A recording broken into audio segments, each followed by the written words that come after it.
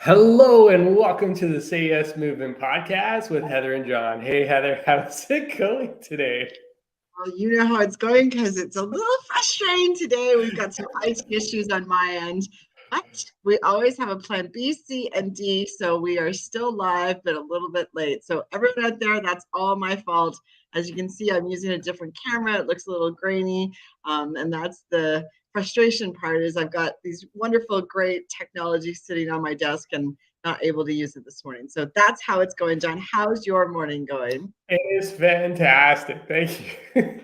Listen, technology, I love technology. I'm a tech, right? Like I'm a techie guy. I love like the new stuff. I love the new toys. Um, but sometimes they just don't cooperate. And here's the thing, right? So you got a big smile on your face, you're having fun with it. This is the way it should be, right? So what happens the most is, oh, it just puts you into a bad state, into a bad mood. And that's the one thing I'm going to caution you about. You don't have to be like that. So yeah, no, it's good. Just have some fun with it. And listen, we are here, right? At the end of the day, it comes down to serving. And Yeah. I've had camera issues in the past. I've had microphone issues in the past, and things just like it could totally ruin your day. And I know in the past, before I went through all this work, is I would like let that affect my entire day. Right? This is 100%, right. 100%. I've So seen this. this in the workplace too, Oh John. yeah. I've seen people wanting to present a presentation or do something, and then technology doesn't work, and then they ask for help, and IT comes or an admin person comes, and they bite their head off. And Mhm. the problem with that is that's showing up who you are, and it doesn't look very good on you, but it looks amazing if you're like, wow, I'm just going to roll with the punches. So when we say have plan A, B, or C, what if you had to do your presentation without your technology? What if you Mhm. just had to be just you in front of it, not relying on anything else? That's your plan B. What's your plan C? Maybe somebody else presents it. Maybe somebody else has it on their laptop. What's your plan D? Like, you can't just have one plan for anything, especially when it comes to technology, because you will be caught in a predicament at some point, and you're going to have to roll with it. So yeah, I have a big smile on my face because I'm like, I don't know what's happening. I wish I could fix it, but in 20 minutes I will go back and we'll test it and we'll figure it out. So no Yeah. problem. And I'd No, love to, and for everybody listening. So just before I gave up on trying to fix it, John said, "Am I doing this on my own?" And that's our plan, I think, E or F. And I said, "No, I'm coming on. We're 30 seconds out." But we were actually going through the modeling that we've already done for our Mm. process. Yeah. No, absolutely. Listen, we've all been there. And it happens. It happens. And as you were saying that, it reminded me of a time where I was delivering this presentation in front of this audience. I think it was like 250 people, and the microphone didn't work. Right? We talk about like trying to make your reach and impact and just try to like project, right?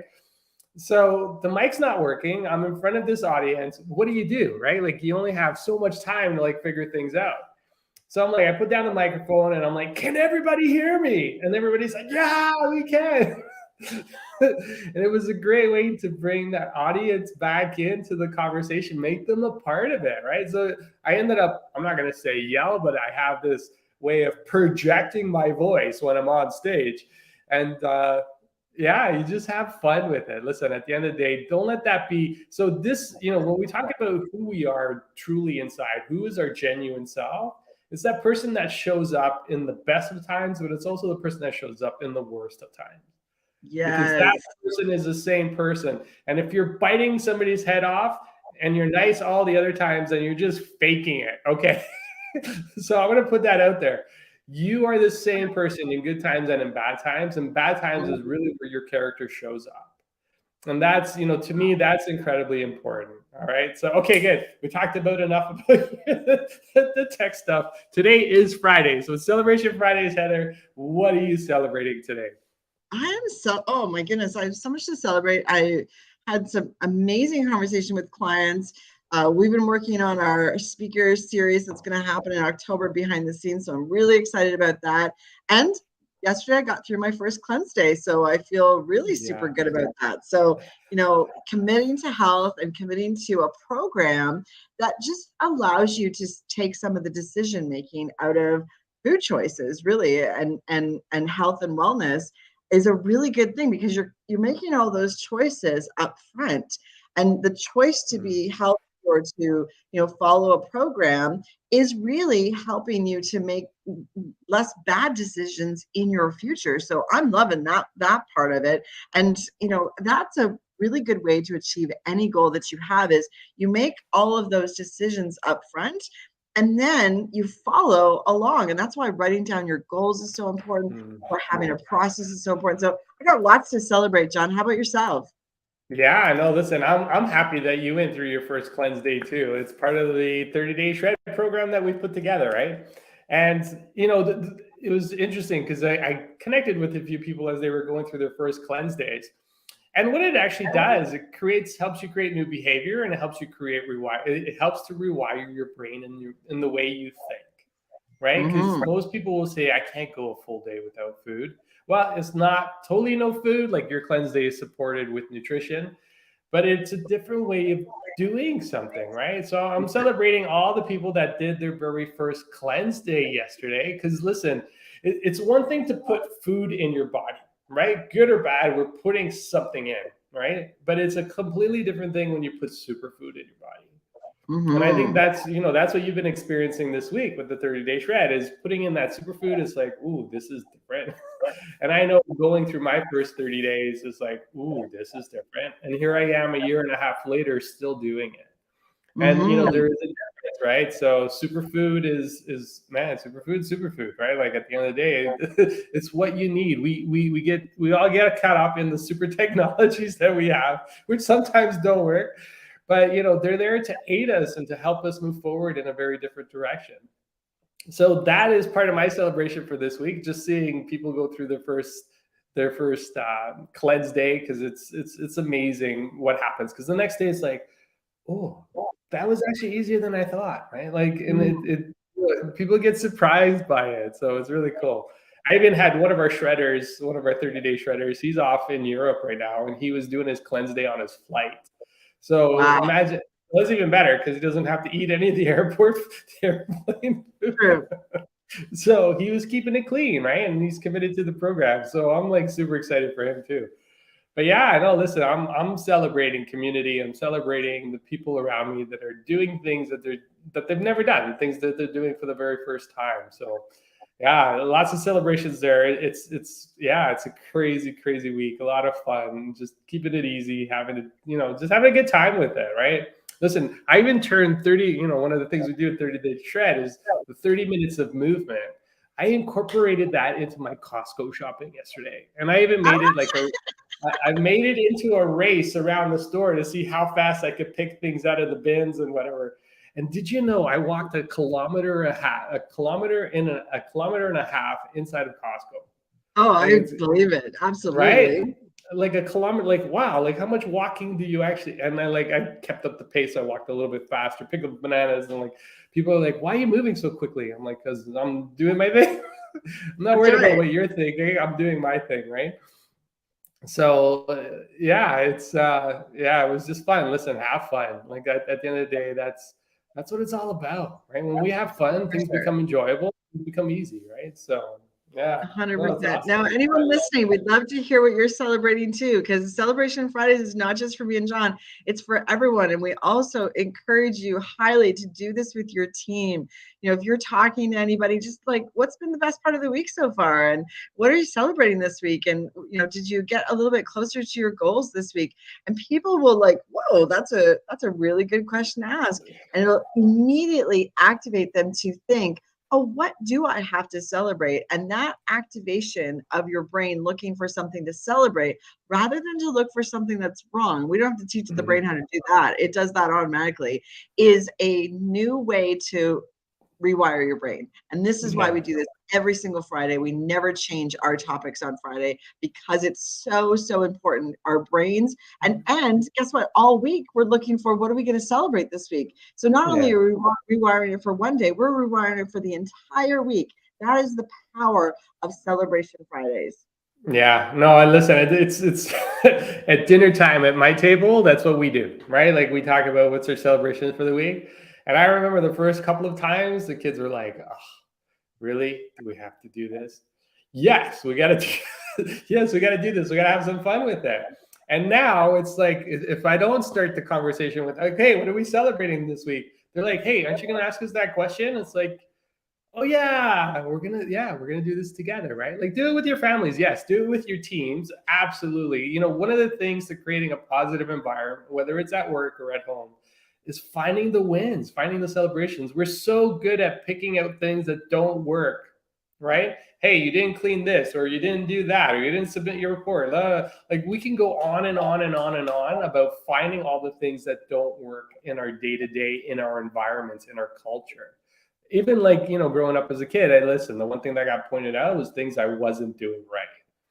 So now is the time to flip that script, right? Like let's get into a place where we can support the people around us by having them highlight what their wins are, right? Like it's like it changes not just the environment, not the culture, but it changes your mood, it changes who you are and how you show up every day, right? Well, As a leader of a team, it's so important that your team, the one question I get asked by leaders is, when I'm coaching them is, hey, what do I do to motivate my team? Well, just have them celebrate their win for the week, like one little mm, thing like that. And they're like, but why would I want to do that? Well, because why do you want to do that? Because you're not doing that today. And the one thing it'll help you do is find out where their strengths are, right? If they're mm. celebrating something, it's because they've done something really well, something they're proud of, and something they want acknowledgement for. And that's a I love one, that. I love yeah. that question too, John, because I know when I get asked that question as well, it says a lot about the leader. And so if you've Mm. ever thought to yourself, like, oh, how do I motivate my team? Ask yourself, do you think you can motivate others, or do you need to be motivational yourself, motivated yourself to be a high achiever? And I think the answer is you need to be, as a leader, motivated yourself and motivated to look for the good things, to acknowledge the good things, recognize, and create a environment where then other people feel powerful and on Mm. purpose. And so this celebration ask allows people to be powerful and on purpose. And it is the simplest free thing to do. And if you do it consistently, not only is it creating that environment, but it's building trust. And it's actually stacking up wins one after one after one, so that people are like, wow, I can't wait to tell the team that this is happening or celebrate this. And it Mm. changes the culture completely. And then people find it's normal to talk about the good stuff, because as people, sometimes we don't like to talk about what's happening in our lives for the good stuff, because we feel like, well, what if somebody else is going through something more difficult? But if you create an environment where that's happening, I tell you, trust is built. So if you're a leader thinking, what can I do for my team that's going to have employee attrition improve, that people are going to feel powerful, my productivity is going to increase, my results are going to increase, this is the one thing you want to do. This is the one thing that you want to do that will immediately create anchors of change in your team. Yeah, no, and as you're saying that, I can already see people saying, but that's kind of difficult to do, is it? It's a question. It's funny because I've spoken with some leaders about this, and they're like, well, what do you mean? Like, I gotta ask people what the best part of their week is right now, and I'm like, yeah, that's it. What Yeah, are you celebrating this week? And yeah, give. So here's the thing, right? Just like I did with the kids, you just got to give them space to come up with their thing, right? Don't rush them through the thought. Don't rush them through that process, especially the first couple of times, right? Because yes, the one thing you'll find is people don't, like you said, they don't know how to respond to it. It's like, that's different, right? Like, it's I think the initial thought in any sort of organization or team is like, okay, like, is this a trap? Especially if you haven't been doing that before, right? If it's not something that's culturally normal for your team to do, you're going to say, is this a trap? Is it, does somebody want to like automatically, and I've had those too, right? In the past, the ants, right? The automatic negative thoughts, they creep in. It's like, okay, why are we doing this? Right. well, and So, think about that reaction though, John. When you get that reaction, you just got a major insight into their their experiences from their past that they're Mhm. bringing to the workplace of today. And you didn't even know that. So even just with their initial reaction, you understand that anything you say might not be coming across as trustworthy. And it might not be Mhm. because of you as a leader, but it might be because of their past. And Yeah. but the other magical thing that happens when you do this, especially when you're in a role, is they might have something to celebrate that has nothing to do with work. They might tell you about their kid's soccer game. They might tell you Mm. about the new meal or recipe that they just tried out. They might tell you about they've just learned to play the guitar. They're planning their trip. So, you will get inside information about their personal life. And every single person that you work with that's on your team, they are a whole person. When they bring their whole selves to work, that's when they feel the most productive. That's when they feel the most part of a team. So if you want to create a community, this is the question to Mm. ask. Listen, we do Yeah. this and we know why we do this, John, but this is a great conversation to just solidify the science and the reasons behind the celebration is so important on Fridays. Yeah. No, listen, I am with you. I love this activity, right? I love doing this every Friday. There's another group that I actually participate in, another mastermind group, and we do it 3 times a week. Whoa, that's fantastic. I know every Monday, Wednesday, and Friday we ask, "What are you celebrating?" It's how this mastermind group starts off every conversation. What are you Mm. celebrating today? It's like, ooh, like that. Even that took me a while. Once a week is okay. You can always come up with stuff, but once like every other 3 times a week, I gotta think of something to celebrate. So yeah. So Felicia's saying celebrating a great event tomorrow. It's up close and personal event with the local authors, and I'm one of those authors. Hey, congratulations, Felicia! Yes. You got to give us the name of the book so we can learn more. I'll be there with 2 of the books I co-authored. One of the books is an anthology of our Toastmasters Club, just published. Beautiful. What inspires? Oh, sorry, I didn't get to the end of your post. So, what I love how inspires you're me to asking write? questions and there's the answer. Give me the name of the book, and it's already there. I should have read the whole thing. Sorry, I was just glancing really quickly. Yeah, but what inspires me to write? It's beautiful. I'm gonna have to look into that. It sounds like it's gonna be incredibly full of insights and knowledge and wisdom. And the one thing we talk about is connecting with people that have been there, right? Connect with people, mentors and coaches and people that have gone through the experience and learn from them. It's one of the things that we took away from our neuro-linguistic programming club, not club, our neuro-linguistic programming master class, the session, as neuro-linguistic programmers, right? NLP We're people. certified. Uh, We're certified. We have some paperwork on this. the find the models of people that have done it already. This is how you shorten how much time it takes you to actually complete something. So yeah, I club is Well, creative. and think about that, John. So, oftentimes we coach people to find mentors, to find models, people that have done it before, so that they can go and interview them and ask questions. But if you want to get to that, that's sort of like level 2 of it, being curious. The level 1 is, what are you celebrating this week? So that you're looking for Mhm. that. And then going to find a mentor means you're looking for someone that matches your values, that has already done the things that you're doing. And then you can go and easily ask them questions about their journey. And I'll tell you, anyone that reaches out to get advice or to talk about my journey, I'll definitely sit down for a coffee chat with them because and only in this caveat, if they're going to do something with that information, if they're looking Mm. to take it to the next level, and if action is something that they're willing to do, and I always validate that at the beginning, then we can have a conversation for, well, John, Yeah. like you for the next 10 years, no problem.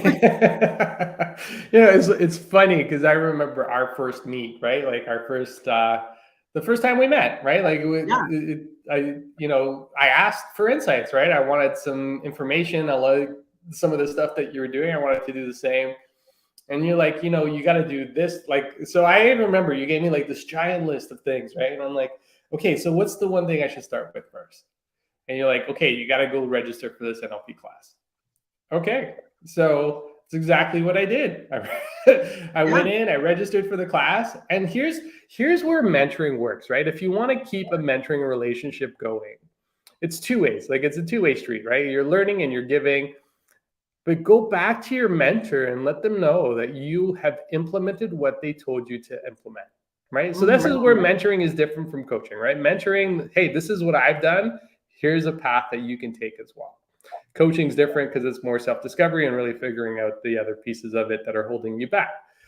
But the one thing where, to me, that has kept mentor relationships going for years and years is going back to the mentor and letting them know this is what I've implemented and this is what I've taken away. Right. And that's how you continue to grow that. So for those of you, we tell people go find mentors, but I always put the caveat in, you always have to give them feedback on the stuff they've given you in terms of advice. So you I definitely think want to what be the able to missing do that. puzzle piece, John, is finding a mentor. If you don't know what to do in that mentor relationship, then you don't know how to keep it going. So I think this is a really important topic and maybe one that we can explore a Hmm. little bit further, because the mentor relationship is definitely both giving and taking, but you got to take action. It has to be action oriented. Yeah. So I think we've touched on something that we can explore even more. Yeah, it Awesome. sounds like another episode of the podcast, mentorship. Sorry, Felicia's got another celebration as well. She also celebrated an event, also celebrating an event she participated in last Sunday to welcome new refugees from Africa. Oh, that's beautiful. They were sleeping on the streets of Toronto when they first came. Now they're safely housed in Brampton. Felicia, I love the work that you're doing out in the community and how you're serving. So congratulations. Way to go. Way to rock it. I love the celebrations. And thank you for sharing. Listen, like Heather and I said at the beginning of the show, the celebrations aren't just ours, they're yours too, right? Like, let's celebrate publicly. I think it gives it more energy, more power, and it allows us to keep growing, right? And we get to learn more about each other that way as well. So, okay, I can't believe we're already at the end of this thing. This is crazy. So just remember, when you shift your mindset, you shift your life. We do have an event coming up in October, which we'll be dropping in more information about, but we do have a speaker series. So put the first week of October on hold because we want to see you there. All right, everybody, wishing you all a great one. Have a great day. Take care.